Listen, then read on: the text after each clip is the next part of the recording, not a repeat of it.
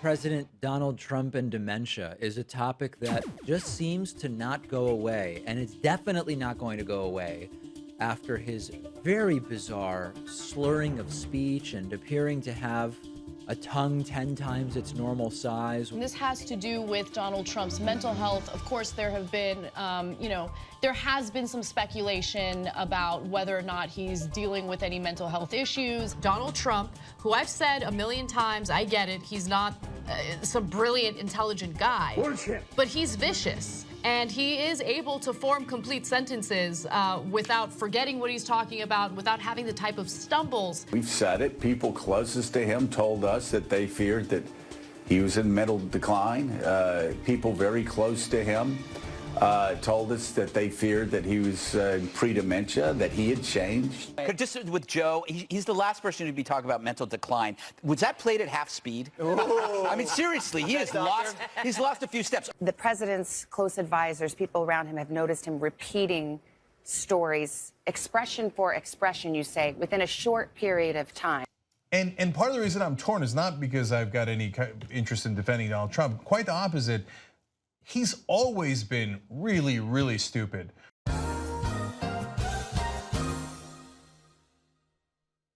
One side plays incredibly dirty. Another side's like, how can I help Republicans?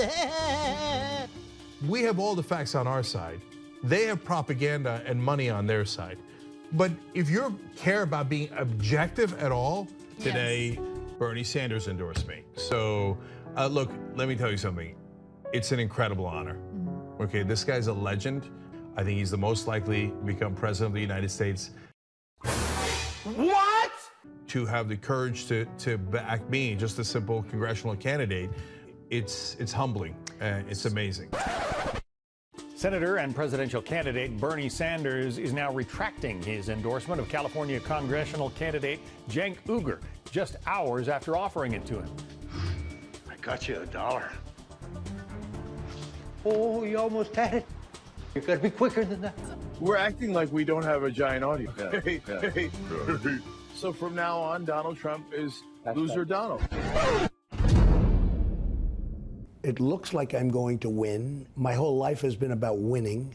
I'm not like so many of the other people that you talk to that are essentially losers, okay? Total loser! Keeps losing at everything. He's a loser. Loser Donald. Loser Donald. You're a total loser. I'm calling it. Hillary Clinton, the winner of this presidential election. And there's the big board, the 20 electoral votes from the state of Pennsylvania. Donald J. Trump is the president of the United States. He's always been really, really stupid. If I were the benevolent dictator of the world, I would legalize bestiality where you are pleasuring the animal. He's always been really, really stupid. You really asked the horse, did you mind?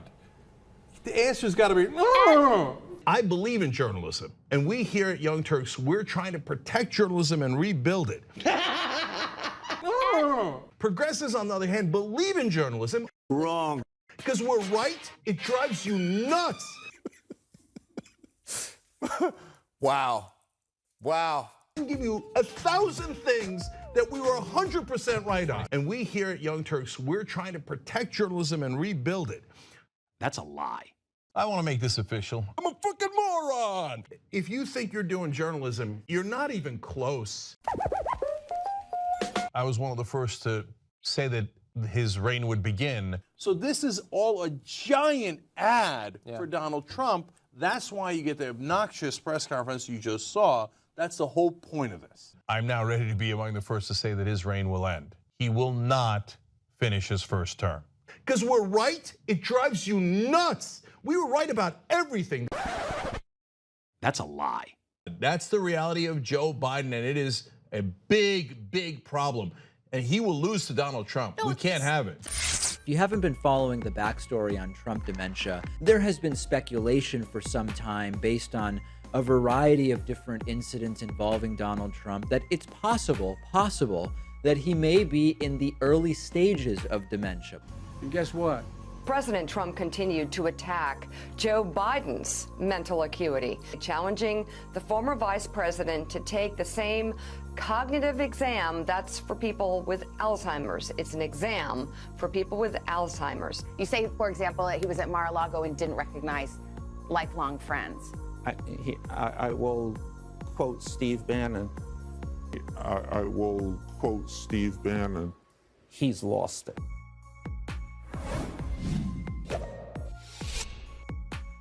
I will quote Steve Bannon.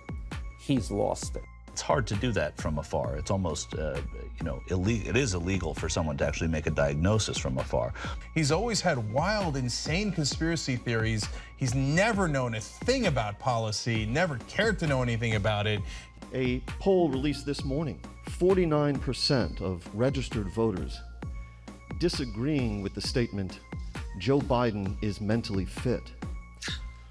Why do you suppose such large segments of the American electorate have come to harbor such profound concerns about your cognitive fitness? I have no idea.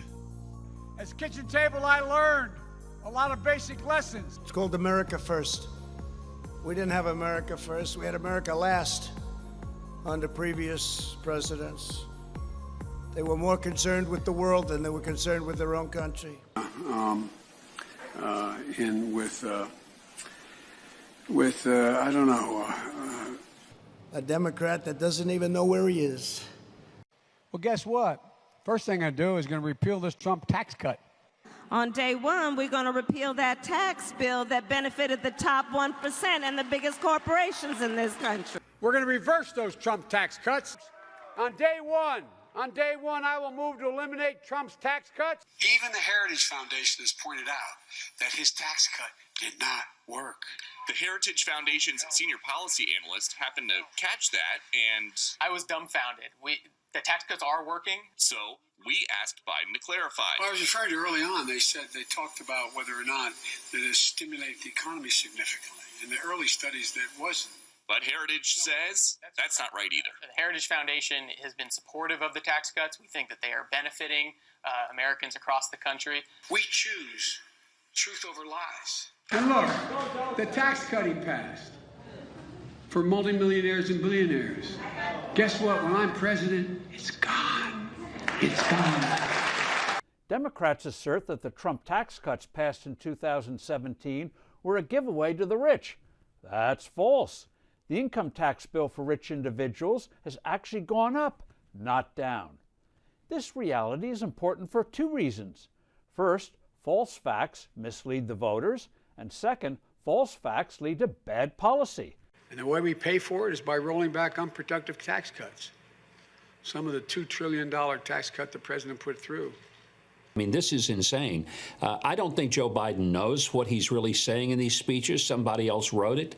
He's handed the script on a teleprompter. He squints, he screams at the teleprompter when he makes his speeches. But I really don't think that Joe Biden is cognizant of what he's saying and the impact of it. The First Lady's husband contracting COVID, but that's right. She's fine. Me. That's not together. The second lady, the first gentleman. It'd be fun if it wasn't serious. I mean, it's not just one embarrassing faux pas.